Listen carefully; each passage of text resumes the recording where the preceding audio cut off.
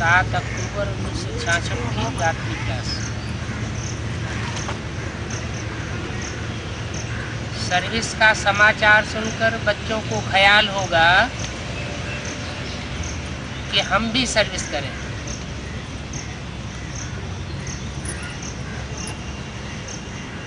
मैंने इशारा दिया कि जब भी संगठन क्लास होता है तो आधा पौना घंटा याद में बैठने के बाद बाबा की मुरली को सुनते ही हैं और साथ साथ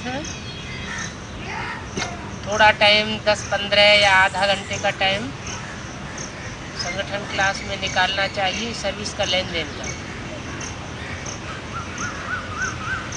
उससे सुनने से एक दूसरे को उमंग उत्साह बढ़ता है, तो बच्चों को ख्याल होगा हम भी सर्विस करें। सर्विस करने से बुद्धि विशाल होगी, ईश्वरीय सेवा नहीं करेंगे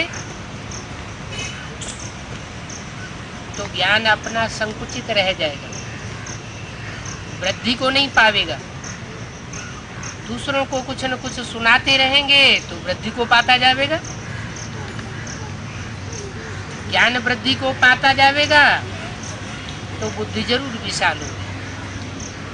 रात को विचार सागर मंथन होगा। सारा दिन सेवा में रहेंगे या 2-4 घंटे भी किसी की स्पेशल सेवा में रहे तो रात को सोते समय विचार सागर मंथन खुल जाएगा। बुद्धि में तो ये है ही, जो भी आते हैं उनको समझाना। क्या कहा? जो भी आते हैं उनको समझाना।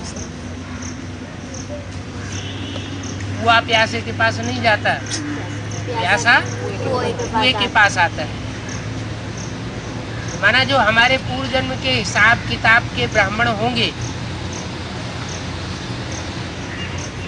पूर्व जन्म लिया है ना,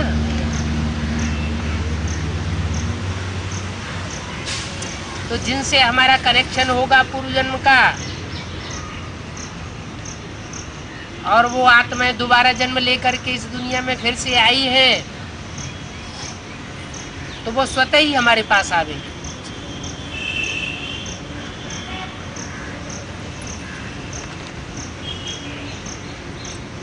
हमारा ब्राह्मण परिवार है,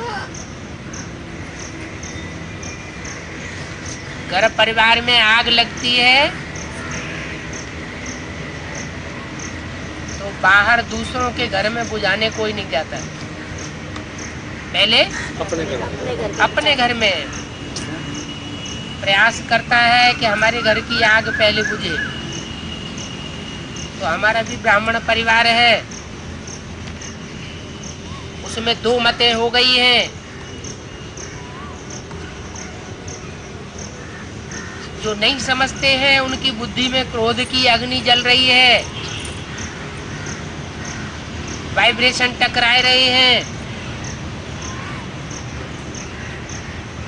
परिवार का बिखराव हुआ पड़ा है।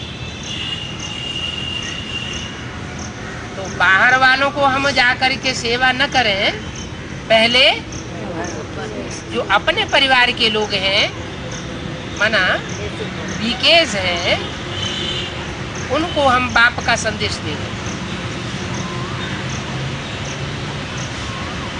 बाकी बाहर की दुनिया वाले जो स्वतः ही आ जाते हैं हमारे पास, तो हम ये समझे ये हमारे पूर्व जन्म के हिसाब किताब के कोई कनेक्शन में है, इसलिए हमारे पास आए।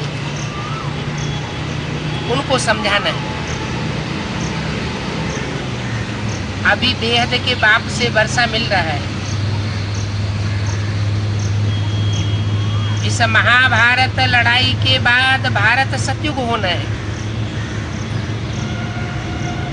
क्या लड़ाई के बगैर राजाई मिलती नहीं है।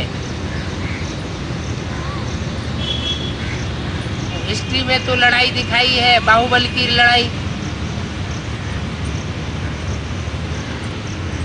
भगवान बाप आकर के बाहुबल की लड़ाई नहीं सिखाते हैं। ये एवरलास्टिंग लड़ाई है, ये है ज्ञान की लड़ाई, सत्य और असत्य की लड़ाई, धर्म और अधर्म की लड़ाई। इस लड़ाई के बाद भारत में सत्य युग की स्थापना हो जाएगी, झूठ युग खलास हो जाएगा। जैसे यहाँ के मनुष्य समझते हैं दीपमाला आने की खुशी करेंगे, तो अल्पकाल की खुशी करते हैं, यादगार है क्या? दीपमाला मनाते हैं भक्ति मार्ग में, वो इसी समय की यादगार है। आत्मा रूपी दीपक जब जग गए तो सत्युग रूपी सवेरा हुआ था। तो जैसे दुनिया वाले समझते हैं दीपमाला आने की खुशी करेंगे, यह करेंगे, प्लानिंग बनाते हैं, तो हमको भी अंदर में खुशी होनी चाहिए कि अब हमारी एवरलास्टिंग दीपावली आने वाली है। वो सोचते हैं ना कि हम ऐसे ऐसे नए नए वस्त्र पहनेंगे, वो तो स्थूल वस्त्रों की बात है कहाँ की यादगार? तो संगम युग की यादगार है, तो क्या हम वस्त्र पहनेंगे? सतयुग आने वाला है, नए नए कपड़े पहनेंगे, हमारे शरीर रूपी वस्त्र बदल जाएंगे, रिजुविनेट हो जाएंगे। जैसे सर्प खल त्यागता है, ऐसे हमारी खल, पुरानी खल चली जाएगी और नई सतो प्रधान सात्विक खल आ जाएगी। तुम तो समझते हो ये कोई दीपमाला लक्ष्मी से भीख मांगने की नहीं है क्या? हम कोई लक्ष्मी से भी भीख नहीं मांगते हैं कि हमको कोई सतयुग में स्थूल धन दे देना, नहीं, मांगने की तो यहाँ बात ही नहीं।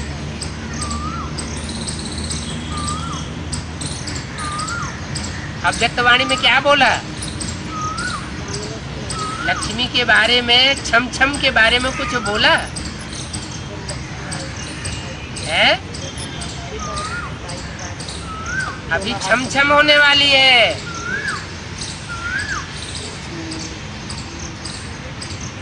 तो लक्ष्मी स्वतः ही आवेगी, भीखना मांगने की बात नहीं है, ना बत्ती आदि जलाते हैं। ये तो ज्ञान की ज्योति जलाने की बात है, और न कोई लक्ष्मी का आवाहन होना है। बाप दादा का आवाहन करते हैं, ऐसे लक्ष्मी का आवाहन करने की दरकार नहीं पड़ेगी।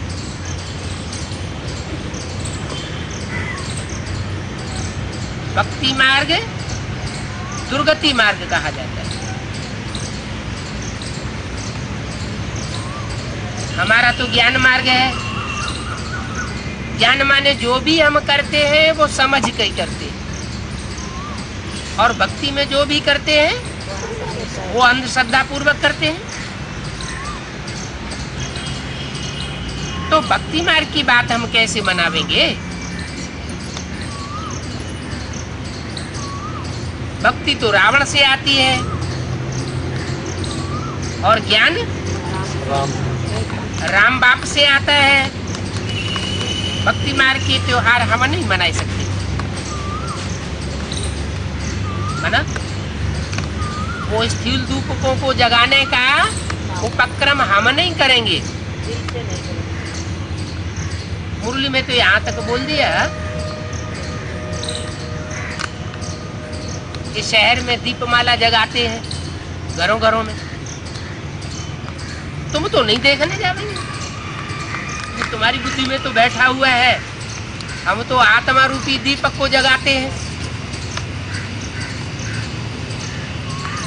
हमारे तो मस्तक में, उत्तमांग में वो उत्तम राजा बैठा हुआ है शरीर को कंट्रोल करने वाला।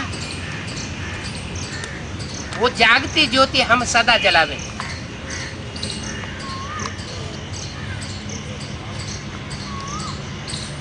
वहां दीपावली होती है भक्ति मार्ग में, तो एक बड़ा दीपक पहले जलाते हैं। उस बड़े दीपक से फिर थाली में 8 दीपक और रखते हैं, वो पहले जलाते हैं। फिर दूसरी थाली में और दीपकों को जलाते रहते हैं। ये रस्म रिवाज सारी संगम युग की है। जो पहला बड़ा दीपक जगता है उसका नाम क्या है? यम का दिया। क्या? यमराज का दिया। यमराज कहो, धर्मराज कहो, वो दीपक पहले जगता है। फिर उसके कनेक्शन में नंबरवार आने वाली आत्माएं, आत्मा रूपी दीपक, वो भी जगते हैं। तो हम भक्ति मार्ग की कोई बातें नहीं मनाते हैं, हमारी तो समझ की बातें है। शिव जयंती होती है, हम जानते हैं शिव बाबा तो यहाँ है। तो जब यहाँ है तो शिव जयंती मनाने में हर्जा नहीं है।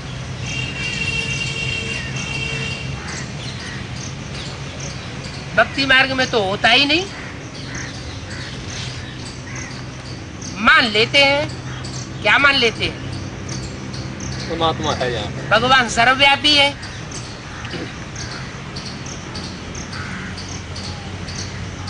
लेकिन हम क्या कहते हैं? भगवान सर्वव्यापी नहीं है।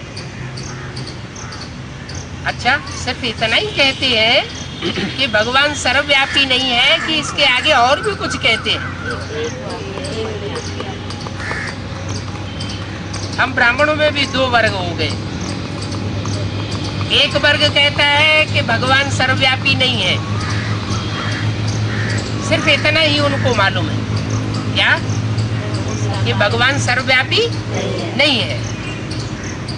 अगर कोई खुदा न खास्ता पूछ दे उनसे कि सर्वव्यापी नहीं है तो एक व्यापी कहाँ है? बुद्धि चलनी तो चाहिए ना। सर्वव्यापी नहीं है तो एक व्यापी बताओ कहाँ है? तो मुझ जावे कहेंगे ब्रह्मा के तन में आया था। अभी गुलजार दादी के तन में आता है। तो वो बात तो बुद्धि में जचती नहीं। तो भगवान के अवतार स्त्री रूप में नहीं होते। भगवान तो पुरुष रूप में आता है। दूसरी बात, गुलजार दादी में तो ब्रह्मा की सोल आती है, शिव की सोल नहीं आ सकती। क्यों नहीं आ सकती? वो तो पवित्र कन्या है ना। शिव तो पतित तन में आता है, बड़े ते बड़े कामी कांटे में आकर के उसको बड़े ते बड़ा फूल बनाने के लिए आता है। तो वो बात भी नहीं लगती। दूसरी बात जो ऐसे बोलते हैं कि ब्रह्मा सूक्ष्म वतनवासी गुलजार दादी में आता है और सूक्ष्म वतनवासी ब्रह्मा में शिव बाप आता है। तो मुरली की बात काटने वाली बात हो गई। मुरली में तो बोला है मैं सूक्ष्म वतनवासी ब्रह्मा में नहीं आता हूँ। क्यों नहीं आता हूँ सूक्ष्म वतनवासी ब्रह्मा में? वो तो पावन है। सूक्ष्म वतनवासी तो फरिश्ता होते हैं ना। फरिश्ते तो पावन होते हैं। पावन फरिश्तों में शिव के आने की दरकार नहीं। और शिव को तो सूक्ष्म शरीर धारण करने की और भी दरकार ही नहीं। वो तो तुरीया सोल है, सदैव निराकारी स्टेज में रहने वाली है। उनको मनन चिंतन मंथन वाली आकारी स्टेज की दरकार है ही नहीं, तो आकारी में क्यों आवेगा? तो ये बात लगती नहीं है कि गुलजार दादी में भगवान बाप आता है।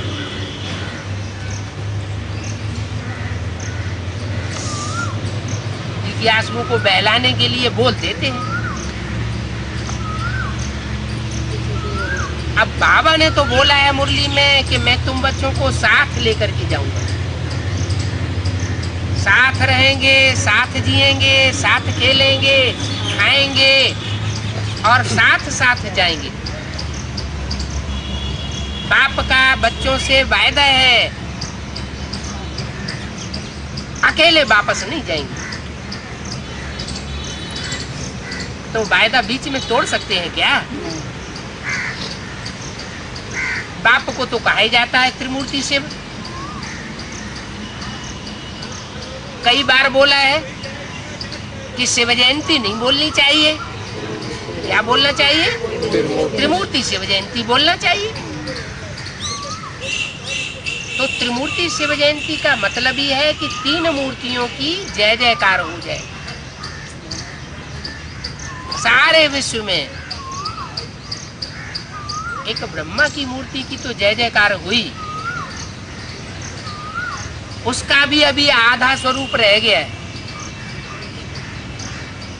जिस मूर्ति की जय जयकार है कुछ ब्रह्मा कुमार कुमारियों के द्वारा हो रही है,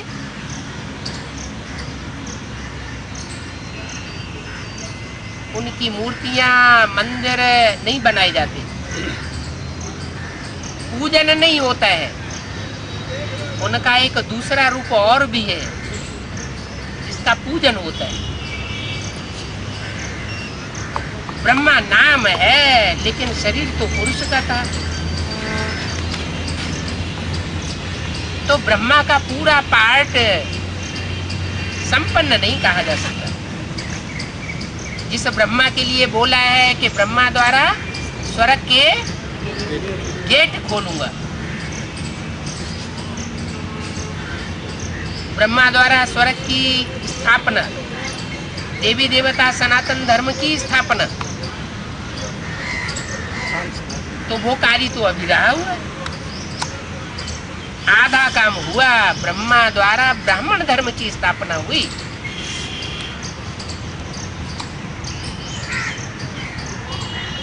देवता धर्म की स्थापना नहीं हुई। कहा जाता है कि जो संपूर्ण ब्राह्मण तो संपूर्ण देवता। ब्राह्मणों की हमारे यहाँ आज भी पूजा होती है, उनकी बहुत मान्यता होती है। वास्तव में आज के ब्राह्मणों की तो पूजा होने योग्य होने की तो बात ही नहीं। तो परमात्मा बाप जब इस सृष्टि पर आते हैं, तीन मूर्तियों में से पहली मूर्ति ब्रह्मा के द्वारा जब ज्ञान सुनाते हैं, तो उनके मुख से ज्ञान सुन करके ब्राह्मणों की उत्पत्ति होती है। जो शास्त्रों में लिखा हुआ है, ब्रह्मा के मुख से ब्राह्मण पैदा हुए। वो ब्राह्मण, दो प्रकार के ब्राह्मण शास्त्रों में गाए हुए हैं। रावण कुंभकर्ण मेघनाथ जैसे ब्राह्मण भी हैं, जो ढेर की ढेर तादाद में होते हैं। और गुरु वशिष्ठ विश्वामित्र जैसे ब्राह्मण भी हैं, जो तीव्र पुरुषार्थी होते हैं। उनकी संख्या थोड़ी होती है। जैसे शास्त्रों में दिखाया है, पांडव थोड़े होते हैं और कौरवों यादवों की संख्या बहुत होती है। तो ऐसे ही ब्रह्मा के द्वारा जो ब्राह्मणों की उत्पत्ति होती है, उसमें दो वर्ग बन जाते हैं। एक छोटा वर्ग मुट्ठी भर ब्राह्मणों का, और एक बड़ा वर्ग ढेर के ढेर ब्राह्मण। ब्राह्मणों की 9 कुड़ियां गाई जाती है भक्ति मार्ग में। वो कहाँ की यादगार? कैसे? संगम युग में हमें ज्ञान मिलता है कि दुनिया में 9 धर्म व्यापक हैं, सारी सृष्टि।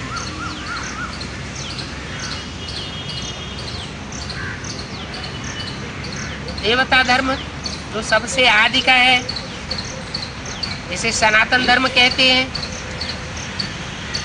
वो 2 भागों में बटा, सूर्यवंशी और चंद्रवंशी। वो तो हजारों साल पहले की बात होगी।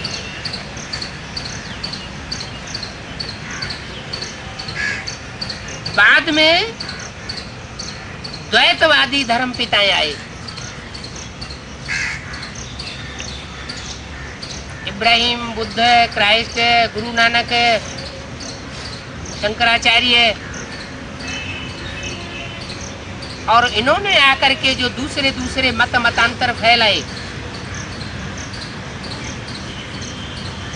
उससे अलग अलग धर्मों की स्थापना हुई। दुनिया में द्वैतवाद बढ़ता गया, 2-2 मतें बढ़ती गई, 2-2 धर्म बढ़ते गए, 2-2 राज्य बढ़ते गए, 2 से 4, 4 से 8। आज देश देश में अलग अलग धर्म है, अलग अलग राज्य। सनातन धर्म वालों की संख्या बहुत कम हो गई। क्यों हो गई कम? क्योंकि दूसरे दूसरे धर्म में कन्वर्ट होती गई। देवताएं हैं ना, देवताएं बड़े भोले स्वभाव के होते हैं। इसके बच्चे हैं, भोलानाथ के बच्चे हैं, तो भोलानाथ के बच्चे भी भोले स्वभाव के होने चाहिए। तो ये जो तिकड़े भी धर्म पिताएं आते हैं, इब्राहिम, बुद्ध, क्राइस्ट, 2500 साल के अंदर वो आकर के इनकी बुद्धि को चेंज कर देते।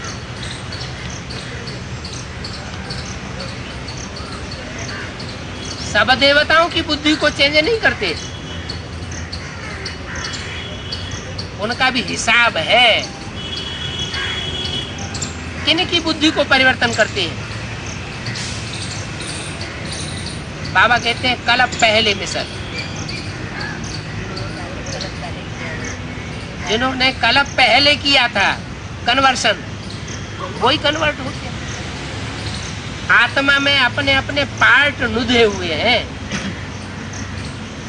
बनी बनाई बन रही, अब कछु बननी नहीं। माना 63 जन्म में जिन जिन आत्माओं ने, जिन जिन देव आत्माओं ने दूसरे धर्म में कन्वर्ट होकर के भारत को धोखा दिया था, वही कन्वर्ट होते।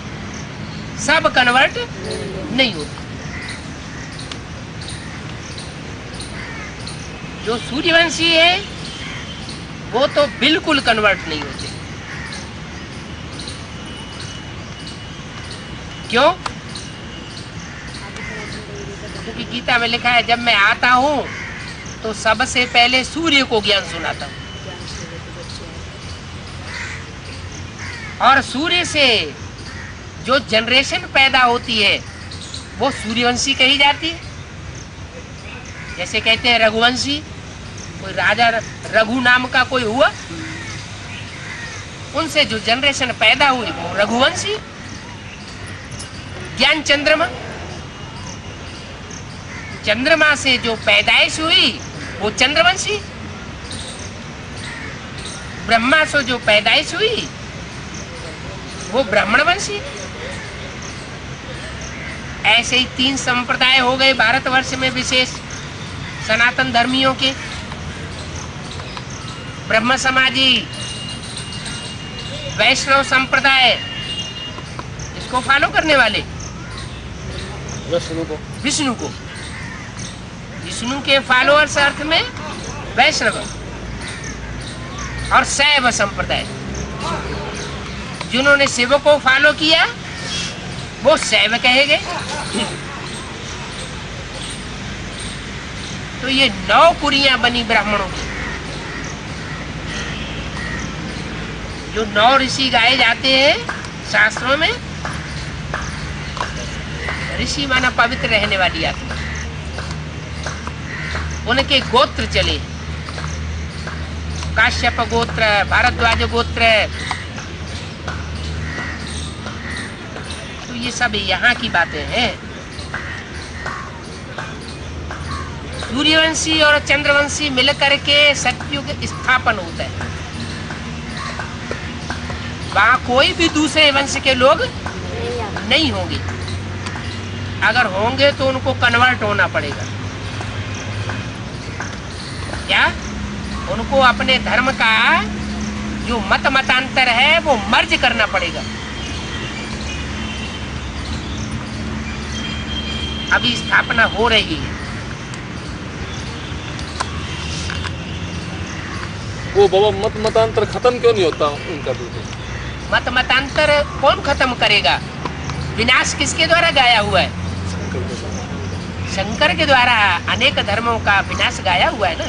गीता में, जो संस्कृत गीता, उसमें भी तो लिखा हुआ है धर्म संस्थापनार्थाय, और अधर्म का विनाश करने के लिए। तो जिसका काम है वो ही करेगा, या ये धर्म पिताएं करेंगे? वो धर्म पिताएं अपना अपना मत उन्होंने फैलाई दिया। बाकी पुराने मतांतर, पुरानी अंधश्रद्धाओं, पुरानी लीक परिपाटियों को उन्होंने नष्ट नहीं किया। उनमें इतनी ताकत नहीं थी कि पुराने जो धर्मगुरु संसार में चल रहे थे उनका वो विरोध करके पुरानी परिपाटी को नष्ट करना उनकी हिम्मत नहीं पड़ी, क्योंकि मनुष्य गुरु है। और यहाँ तो स्वयं सर्वशक्तिवान बाप आया हुआ है। ये कोई मनुष्य गुरु नहीं है। ये जिन 3 मूर्तियों के द्वारा 3 कार्य करता है उनमें सर्वोपरि मूर्ति है शंकर। शंकर द्वारा सब मतांतर का विनाश,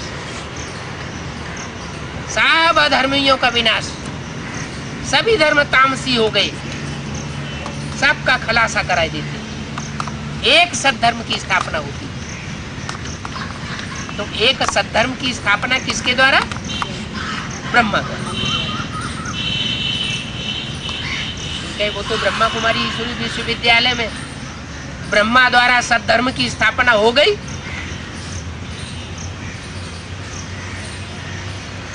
दादा लेखराज ब्रह्मा के द्वारा सद्धर्म की स्थापना हुई या नहीं हुई? ब्राह्मण धर्म की स्थापना हो गई? नहीं हुई। क्यों? देश देशांतर में इतने ब्रह्मा कुमारी आश्रम फैले हुए हैं, चारों तरफ सफेद पोषों की भीड़ लग जाती है। हैं? नहीं, तो वो स्थापना नहीं हुई धर्म की। हैं? धर्म की स्थापना तो हुई, लेकिन जब तक अधर्मी जो घुसे हुए हैं ब्राह्मण, दूसरी कुरियों की, जो पहले भी कन्वर्ट हो गए थे, जो जन्म जन्मांतर कन्वर्शन के जिनमें संस्कार हैं, वो यहाँ ज्ञान लेने के बाद भी दूसरों को मतांतर फैला करके धर्म में अधर्म पैदा कर देते, विपरीत मत पैदा कर देते, मन मत चलाते, मनुष्य मत पर चल पड़ते हैं। तो जो 63 जन्म चलने के आदि रहे थे दूसरों की मत पर और कन्वर्ट हो गए थे दूसरे धर्म में, दूसरे धर्मों का सैंपलिंग लगाने में सहयोगी बन गए, वही आत्मा यहाँ माउंट आबू में फिर इकट्ठी हो गई। हर धर्म के सैंपल इकट्ठे हुए। कहते हैं कुत्ते की पूंछ 12 महीने तक डंडे में बांध करके रखो, सीधी करो,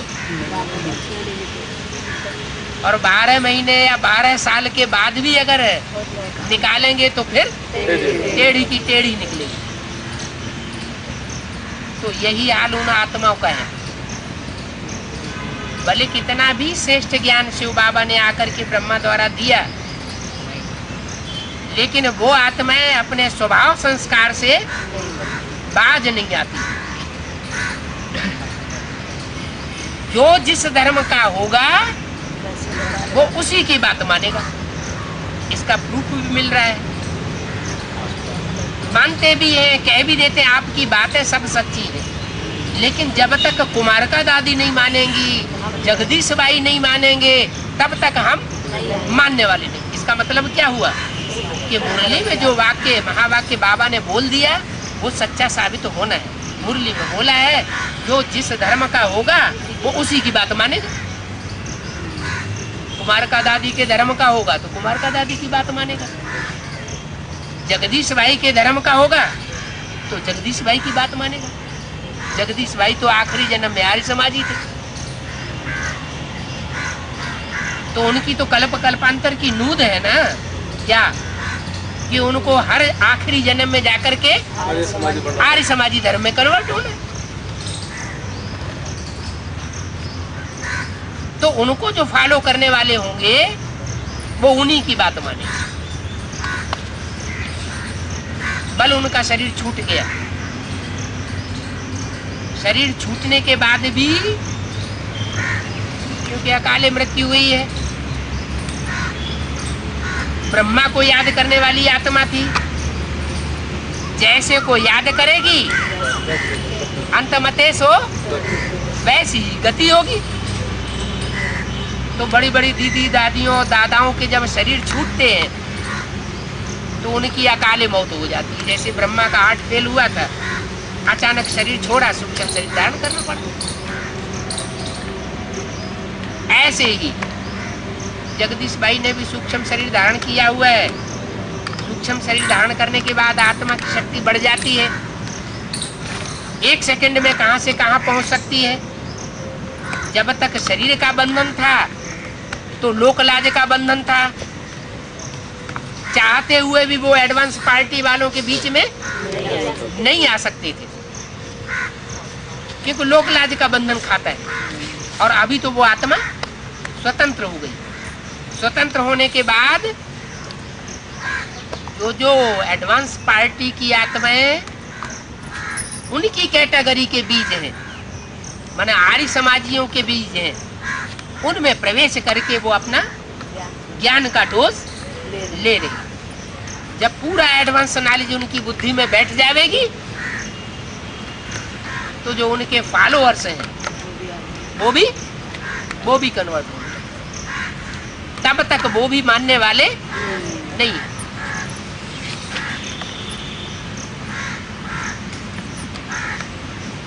तो ये भक्ति मार्ग है दुर्गति का मार्ग। कौन करता है दुर्गति? है रावण के 10 सिर दिखाए जाते हैं ना। ये मतांतर फैलाने वाले जो गुरु हैं यही अपनी भी दुर्गति करते हैं और अपने फॉलोअर्स की भी दुर्गति करते हैं और कर रहे हैं।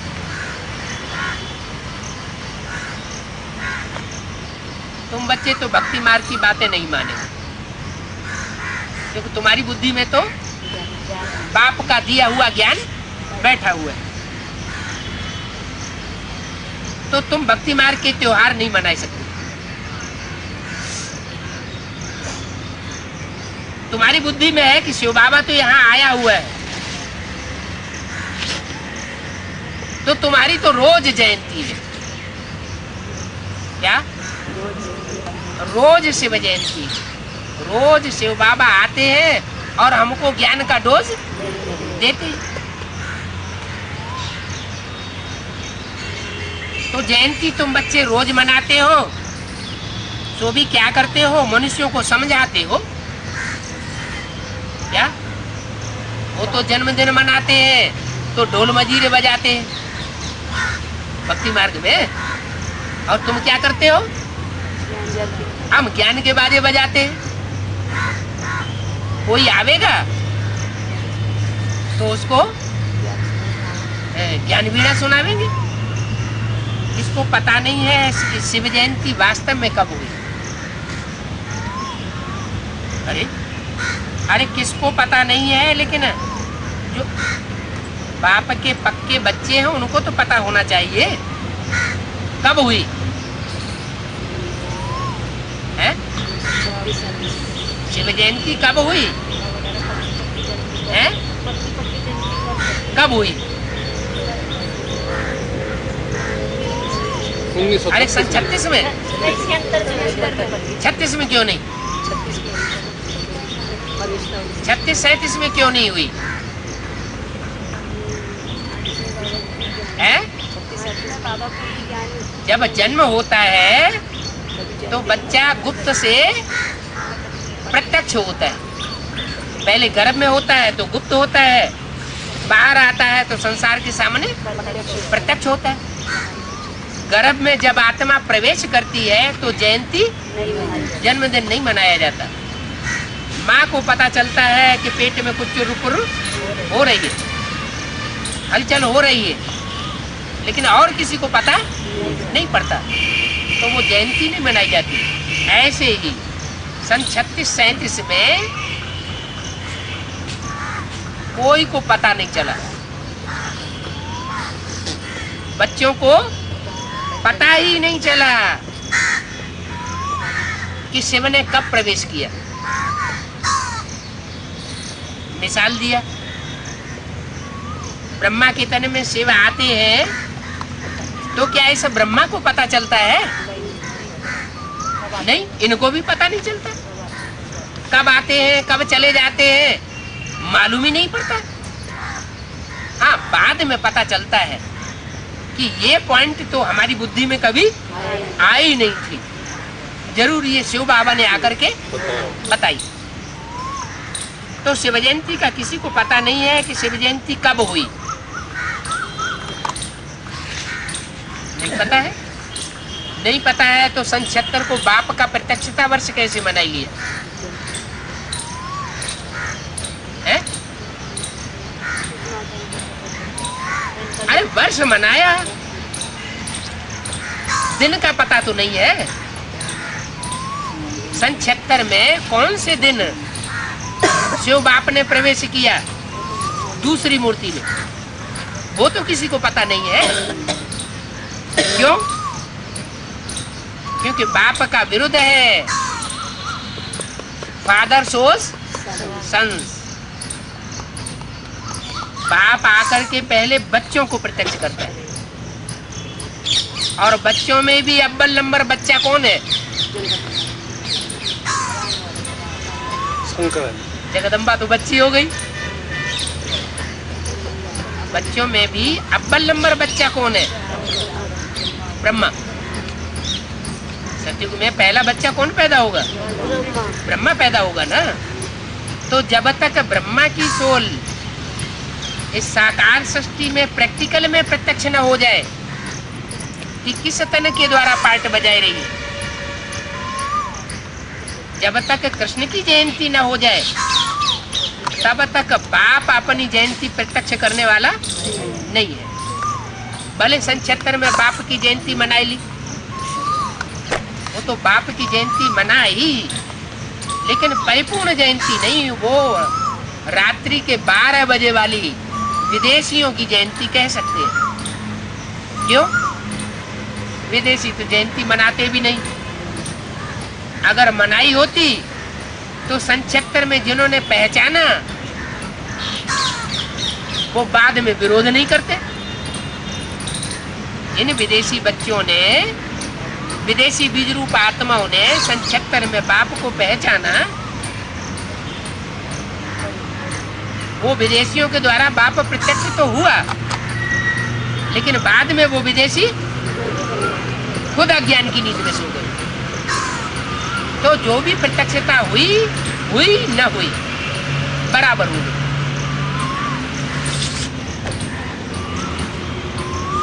अभी तो दूसरी मूर्ति को प्रत्यक्ष हुए टाइम पूरा होने जा रहा है। ब्रह्मा की मूर्ति के भी 30-33 साल, दूसरी मूर्ति शंकर के भी 30-33 साल, 66 साल से भी ऊपर हो गए।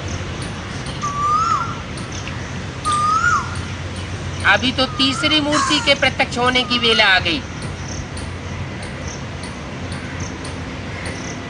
प्रत्यक्षता लफुल पार्ट के द्वारा होगी या लाफुल पार्ट के द्वारा होगी या बैलेंस के द्वारा होगी। कोई बहुत प्यार करे, जैसे ब्रह्मा ने बहुत प्यार किया बच्चों को, उस प्यार में बच्चे और ही ज्यादा बिगड़ गए, माँ की ही जान ले ली, तो प्रत्यक्षता क्या होगी? बाप को छुपाई दिया, सारी सत्ता वर्ल्ड रिन्यूअल ट्रस्ट बना करके अपने हाथ में ले ली। दादा लेखराज ब्रह्मा को पता भी नहीं चला। जब उनको पता चला तो उनको हार्ट अटैक हो गया।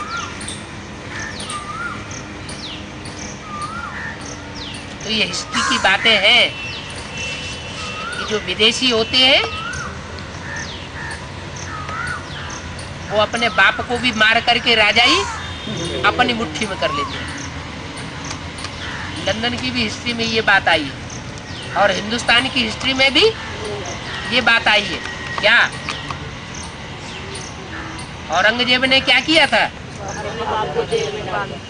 शाहजहां को जेल में डाल करके और राजाई अपने हाथ में ले।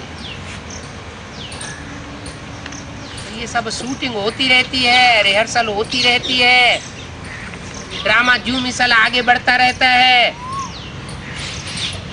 दूसरे धर्म की जो आत्माएं यज्ञ में आ गई, वो अपना चलन, अपना स्वभाव, अपना संस्कार, अपनी दृष्टिवृत्ति प्रत्यक्ष जरूर करती है।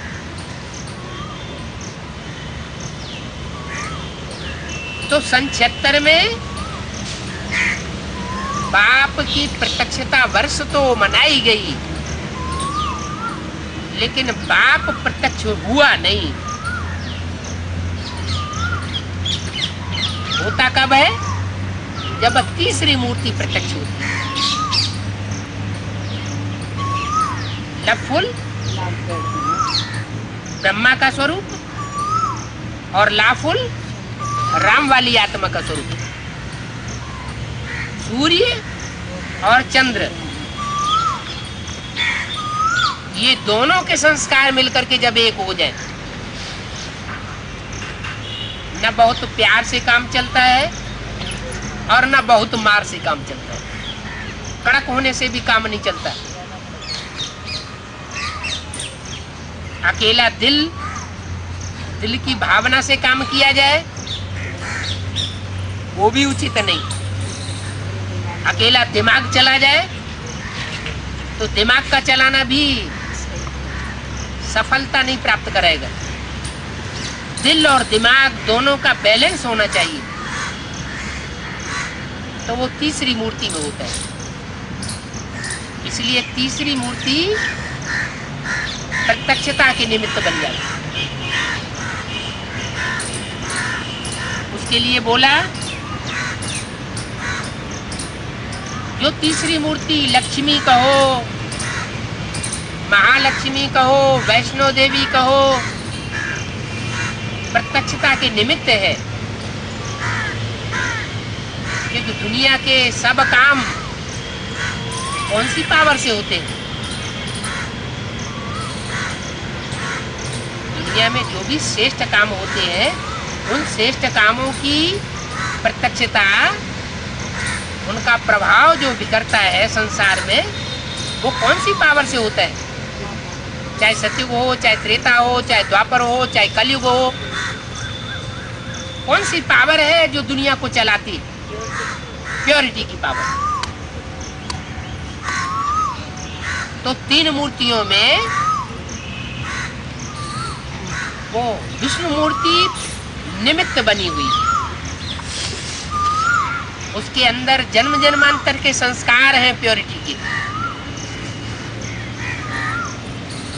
भले बाप का वर्षा नहीं पाते, क्या बाप का वर्षा क्या है? बाप का वर्षा है सुप्रीम सोल, बाप का वर्षा है राजाई। जो बाप के बच्चे हैं रुद्रमाला के मण के, वो राजाई पाते हैं। लेकिन विश्वमाला में जो आने वाले बच्चे हैं वो राजाई पाने वाले नहीं हैं। वो जन्म जन्मांतर की भारत की रानियां हैं जिन्होंने जौहर किए थे पवित्रता के लिए। राजाएं लड़ाई पर जाते थे, विदेशी सेना आक्रमण करती थी, जब देखते थे कि अब हार होने वाली है, सारा रनिवास और सारी राजाई विदेशियों के कब्जे में आने वाली है, तो रानियां क्या करती थी? जौहर कर लेती थी, उन विदेशियों को टच नहीं होने देती थी। तो ये जन्म जन्मांतर की जो प्योरिटी जिन आत्माओं में भरी हुई है, वो पवित्र आत्माओं को पहले ज्ञान लेने की दरकार है। या जो भारत के राजाएं जन्म जन्मांतर अपवित्र बनते रहे, अनेक रानियां रखते रहे, उन अपवित्र आत्माओं को पहले ज्ञान लेने की दरकार है। अपवित्र आत्माओं का है अपवित्र आत्माओं का अपवित्र आत्माएं हैं जो बाप के बच्चे कहे जाते हैं, रुद्रमाला के मण के कहे जाते हैं, वो जन्म जन्मांतर के राजाएं हैं, उनको पहले ज्ञान मिलता है। ज्ञान की गहराइयां एडवांस मिल जाती है।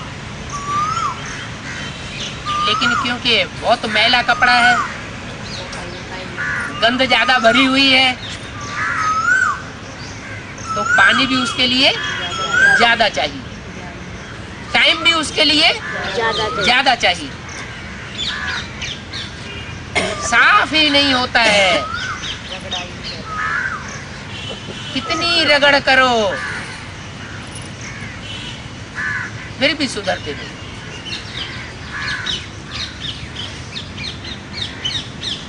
तो तीसरी पार्टी विष्णु पार्टी। पार्टी तो नाम नहीं देना चाहिए, क्योंकि पार्टीबाजी तो दुनियावी बातें हैं। ये तो बाप के पहलौटी के बच्चे हैं, ब्रह्मा विष्णु शंकर। इन पहलौटी के बच्चों में ही अगर पार्टीबाजी हो जाएगी, इनके संस्कारों में ही अगर पार्टीबाजी समाई जाएगी, तो दुनिया का क्या हाल होगा। तो ये पार्टी, ये तो अज्ञानी आत्माओं ने नाम दिया। क्या? Brahma party, Vishnu party, Shankar party. लेकिन ये 3 ग्रुप्स नुधे हुए हैं अपना अपना कार्य करने के लिए। शास्त्रों में लिखा हुआ है कि जब यज्ञ हुआ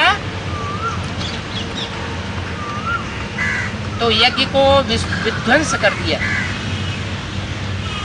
रुद्रगणों ने।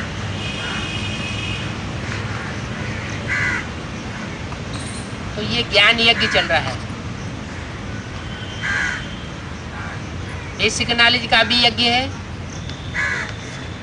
एडवांस का भी ज्ञान यज्ञ चल रहा है। लेकिन दोनों प्रकार का जो यज्ञ चल रहा है, उसमें अच्छे से अच्छे ब्राह्मण भी घुसे हुए हैं और बुरे से बुरे संस्कार वाले आप ब्राह्मण भी अंदर घुसे हुए।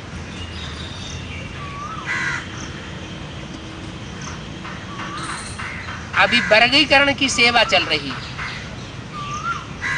अव्यक्त वाणियों में बोला कई बार, कौन सी सेवा करनी है? वर्गीकरण की सेवा करो। तो जिन्होंने हद में उसका अर्थ उठाया, उन्होंने डॉक्टरों की मीटिंग करना शुरू कर दी, वकीलों की मीटिंग करना शुरू कर दी, अखबार वालों की मीटिंग करना शुरू कर दी, इंजीनियर्स की मीटिंग करना शुरू कर दी। ये वर्गीकरण की सेवा हो। लेकिन बाबा का इशारा किस तरफ है? बाबा का इशारा है कि जो 9 धर्म की विशेष विशेष 9 ग्रुप्स की आत्माएं हैं, उनका वर्गीकरण होना चाहिए।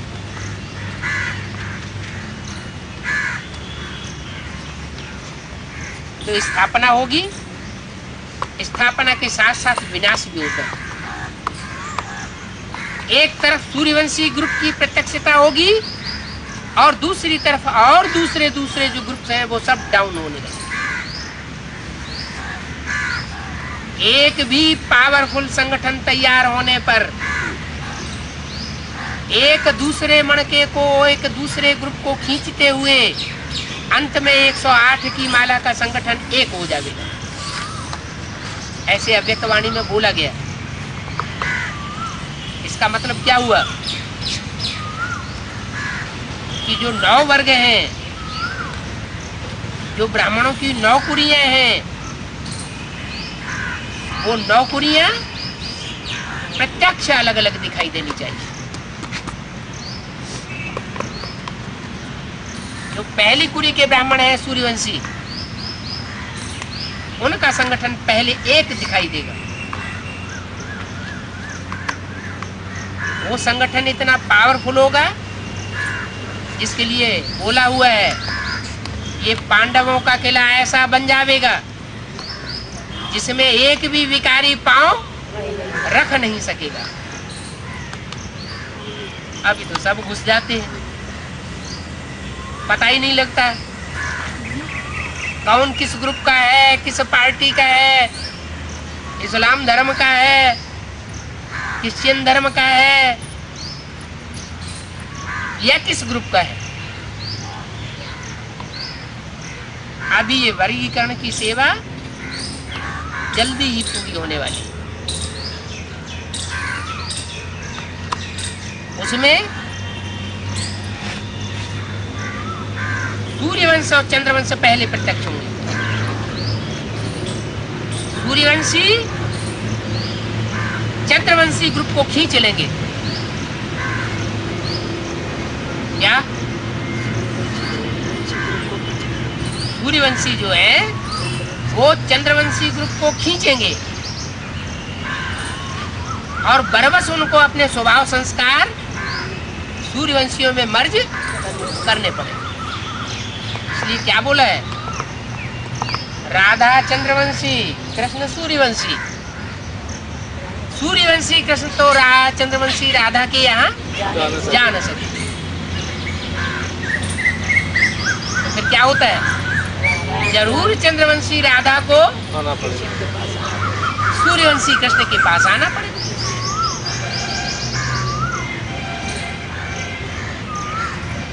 तो ये खींचतान चल रही है। अभी तो सब अपने अपने को बड़ा समझते हैं, कोई नीचा मणका बनने के लिए तैयार नहीं है। सब अपने को राजा समझते हैं, कोई दास दासी बनने के लिए तैयार नहीं है। अभी ऐसा टाइम आने वाला है कि जैसे मिलिट्री में ऊपर वाले ऑफिसर को नीचे वाला ऑफिसर नजर उठा के नहीं देख सकता, जिस ओबे कर नहीं सकता, ऐसे ही माला का जो ऊपर वाला मणका होगा उसको नीचे वाले मणके उंगली तक नहीं उठा सकेंगे। अभी तो हर एक दूसरे को उंगली उठाए देख रहे हैं। आपने ऐसा क्यों किया, इन्होंने ऐसा किया तो हमने ऐसा किया।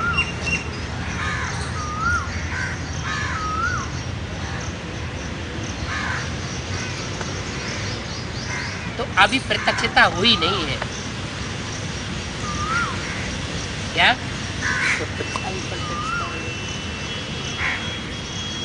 बाप प्रत्यक्ष होगा या पहले बच्चे प्रत्यक्ष होंगे? हैं? बच्चे प्रत्यक्ष पहले बच्चे प्रत्यक्ष होंगे। कौन से बच्चे पहले प्रत्यक्ष होंगे? ब्रह्मा विष्णु शिव। हाँ, रुद्रमाला में भी कौन से बच्चे? रुद्रमाला तो 108 की है। हाँ, सूर्यवंशी बच्चे जो है वो कौन से बच्चे प्रत्यक्ष होंगे सूर्यवंशियों में भी? सूर्यवंशी ग्रुप भी तो 12 का है ना। उन 12 में से कौन पहले प्रत्यक्ष होंगे? तीन मूर्ति सूर्यवंशी है। तीनों मूर्तियां सूर्य कहेंगे। तीनों मूर्तियों को सूर्य कहेंगे। हैं? 2 मण के प्रत्यक्ष होंगे। अभी तो अव्यक्तवाणी में तो बोल दिया 3 सीट फिक्स हो चुकी है। सन 73 में जब पहला मेला हुआ था दिल्ली में, तो बोला था कि दिल्ली में जो मेला होने जा रहा है उस मेले की स्थूल सजावट का इनाम दीदी दादियां दादाएं देंगे। और जो चैतन्य प्रदर्शनी जो बच्चे तैयार करेंगे, चेहरे की चैतन्य प्रदर्शनी, अव्यक्त स्टेज, उसका इनाम बाप दादा देंगे। तो वो इनाम तो बाप दादा ने घोषित कर दिया। क्या 3 सीट्स फिक्स हो चुकी है। ब्रह्मा की भी सीट फिक्स है। ब्रह्मा कहो, जगदम्बा कहो, बात एक ही है। और जो दूसरी मूर्ति है जिसके द्वारा आसुरी संस्कार, आसुरी धर्मों का, आसुरी ग्रुप्स का, आसुरी शक्तियों का विनाश होना है, वो मूर्ति भी प्रत्यक्ष है। बाहर की दुनिया वालों के बीच नहीं, बेसिक की दुनिया वालों के बीच नहीं, एडवांस पार्टी के अंदर जो विशेष आत्माएं हैं उनकी बुद्धि में उनका झंडा बुलंद हो रहा है। वाइब्रेशन मजबूत हो रहे हैं। ये 3 मूर्तियों के अलावा और कोई मूर्तियां नहीं है जो संसार में विश्व विजय करके दिखलाने वाली बने। वो तो प्रत्यक्ष हो गई। उनको तो कहेंगे त्रिमूर्ति शिव। लेकिन 3 मूर्तियां जो है वो पूरी प्रत्यक्ष तब होती है जब तीसरी मूर्ति भी मैदान में आ जाए। अभी तीसरी मूर्ति मैदान में नहीं है। तो जब तक मैदान में नहीं है, प्रत्यक्ष में नहीं है, तब तक कोई मानने वाला नहीं है।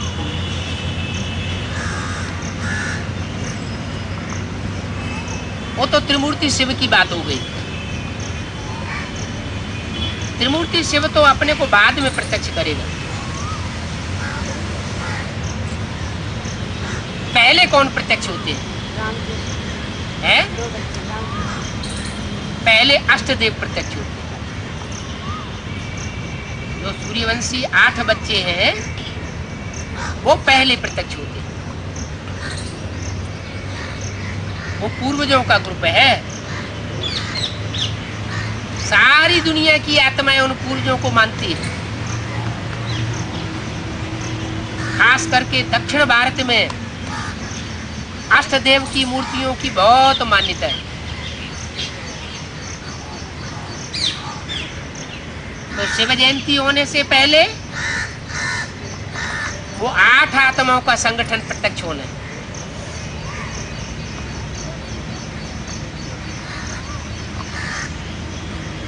वो जरूर 8 आत्माएं, उनमें शिव बाप की प्रवेशता होती होगी या नहीं होती होगी? नंबरवार होती है। नंबरवार होगी। ऐसे तो 108 मण के हैं रुद्रमाला के, सभी में नंबरवार प्रवेश होता है। लेकिन जो 8 विशेष सूर्यवंशी बच्चे हैं उनमें बाप दादा खास प्रत्यक्ष होते हैं और प्रत्यक्ष होकर ईश्वरीय सेवा करते हैं और कराते हैं। जो अहंकारी बच्चे होते हैं उनको ये अहंकार आ जाता है कि हमने सेवा की, और जो अपने को निमित्त मात्र समझ करके चलने वाले बच्चे होते हैं निरहंकारी, उनकी बुद्धि में ये हमेशा रहता है कि हमने सेवा नहीं की, हमारी आत्मा तो तमो प्रधान है, तामसी आत्मा ईश्वरीय सेवा का कार्य कर ही नहीं सकती। हमसे जो भी कार्य करने वाला है, कराने वाला है, वो बाप कार्य कराएगा। तो ये निमित्त भाव आता है। वो निमित्त भाव के आधार पर वो 8 आत्माएं निर्माण हो करके प्रत्यक्ष होती है। 5000 वर्ष पहले भी शिव बाबा आया था। कैसे आया, किसमें आया, ये किसी को पता नहीं।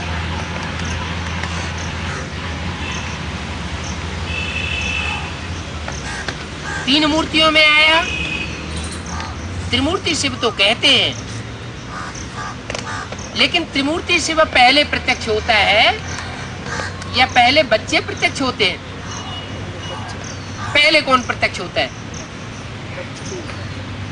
पहले तो बच्चे प्रत्यक्ष होंगे ना।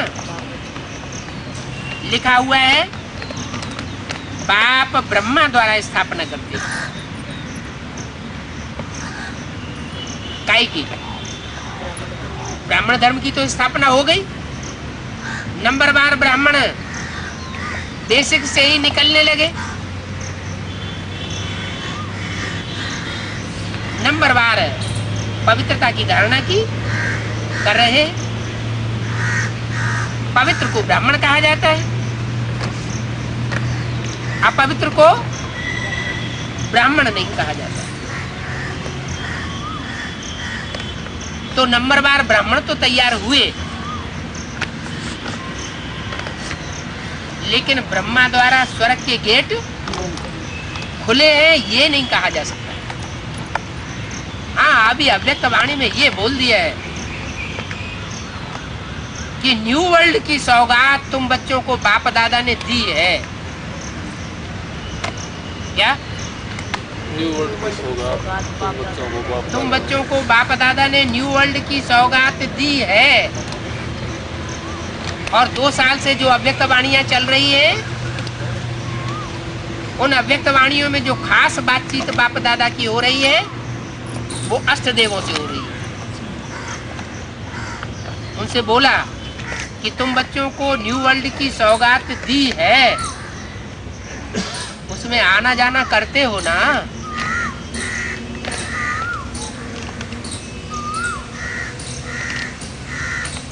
इसका मतलब बुद्धि चलनी चाहिए। क्या चलनी चाहिए? बाप दादा जो इशारा दे रहे थे कि ब्राह्मणों का ऐसा संगठन बन जाएगा जिसमें एक भी विकारी प्रवेश न कर सके, ऐसा ताना बाना बुना जाना अभी शुरू हो गया है। दुनिया में जो चलता है वो यहाँ भी होता है। दुनिया में भी बड़े बड़े शहरों में सन सिटीज तैयार हो रहे हैं। क्या सन सिटी? किसका सिटी? सन, सूर्य का सिटी। यहाँ है सूर्यवंशियों का सिटी। सिटी किसका? सूर्यवंशियों का। तो वो सूर्यवंशियों का संगठन तैयार तो होना है। तैयार हो, फिर उस संगठन के द्वारा बाप की प्रत्यक्षता हो, बच्चों की प्रत्यक्षता हो। उसके लिए वाइब्रेशन चाहिए। एक वाइब्रेशन जो बनाने वाले होंगे वो सूर्यवंशी बच्चे होंगे। जो दूसरे दूसरे धर्म के ग्रुप से हैं वो उसमें बाधा डालेंगे।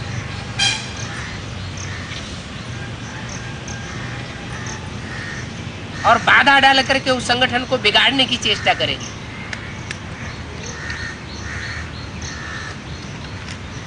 जो सूर्यवंशी बच्चे होंगे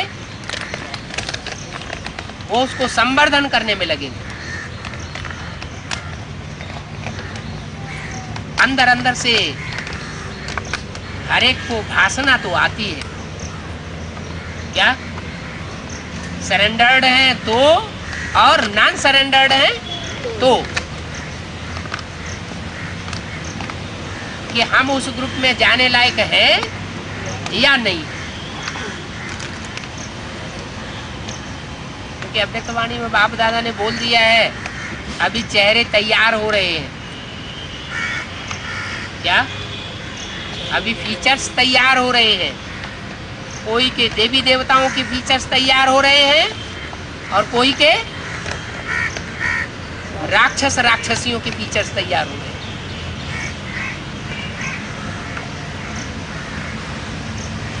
तो जिनके फीचर्स तैयार हो रहे हैं वो अपने अंदर समझते भी हैं कि हम इतना सुधारने की कोशिश कर रहे हैं लेकिन हमारे में सुधार नहीं हो रहा है।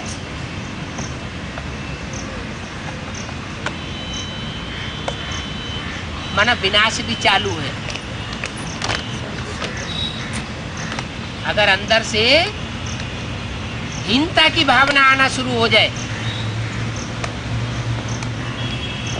इन्फीरियरिटी कॉम्प्लेक्स शुरू हो जाए, नेगेटिव संकल्प आना शुरू हो जाए, माना विनाश की शुरुआत होगी। और पॉजिटिव संकल्प आते रहे, उमंग उत्साह बढ़ता रहे, माना हम स्थापना में सहयोगी बनने वाले जरूर हैं।